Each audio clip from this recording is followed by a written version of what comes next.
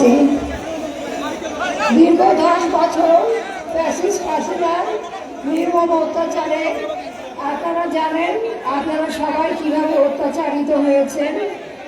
আমার স্বামী জনাব সালাউদ্দিন আহমেদ সাহেবকে কিভাবে গুম করা হয়েছে এবং অন্য দেশে পার করে দেওয়া হয়েছিল, আপনারা সকলেই তা অবগত আছেন। দীর্ঘ 10 বছর আমরা সেজন্য আপনাদের মাঝে আমাদের ইচ্ছা থাকা সত্ত্বেও আসতে পারিনি। আপনারা সকলে আমার স্বামীর জন্য দোয়া করেছেন, সেজন্য আল্লাহ রাব্বুল আলামিন আপনাদের মাঝে তাকে আবার ফিরিয়ে দিয়েছেন। আপনাদের সবার কাছে আমিও কৃতজ্ঞ যে আপনারা আমার স্বামীর জন্য সকলে অন্তর থেকে দোয়া করেছেন।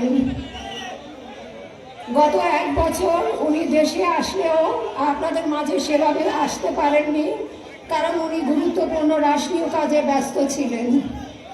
ইনশাআল্লাহ এখন থেকে উনি আপনাদের মাঝে আসবেন, আপনাদের দেশের উন্নয়নের জন্য আবার কাজ করবেন। আজকে আপনাদের সকলকে আমরা ধানের শীষের পক্ষ থেকে সালাম দিতে এসেছি।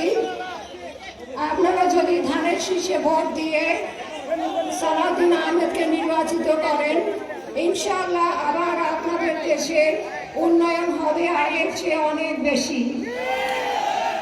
আপনারা জানেন যে ধানের শীষে ভোট দিয়ে যদি বিএনপিকে নির্বাচিত করেন এবং আমার স্বামী সরকারের একটি গুরুত্বপূর্ণ পদে অধিষ্ঠিত হবেন ইনশাআল্লাহ। সুতরাং আপনাদের এলাকার উন্নয়ন উনি আগের চাইতে আরো অনেক বেশি গুণে করবে ইনশাআল্লাহ। আপনারা আমাদের দেশ নেত্রী বেগম খালেদা জিয়ার জন্য সকলে দোয়া করবেন। আপনারা জানেন আমাদের নেত্রী অত্যন্ত অসুস্থ, আপনারা সকলে ওনার সুস্বাস্থ্য কামনা করবেন এবং দোয়া করবেন। আপনাদের সকলের আমাদের সকলের পক্ষ থেকে আপনাদের কাছে ধানের শীষের জন্য একটি করে ভোট চাইছি। আপনারা সকলে ধানের শীষে ভোট দিবেন। আসসালামু আলাইকুম ওয়া রাহমাতুল্লাহি ওয়া বারাকাতুহু।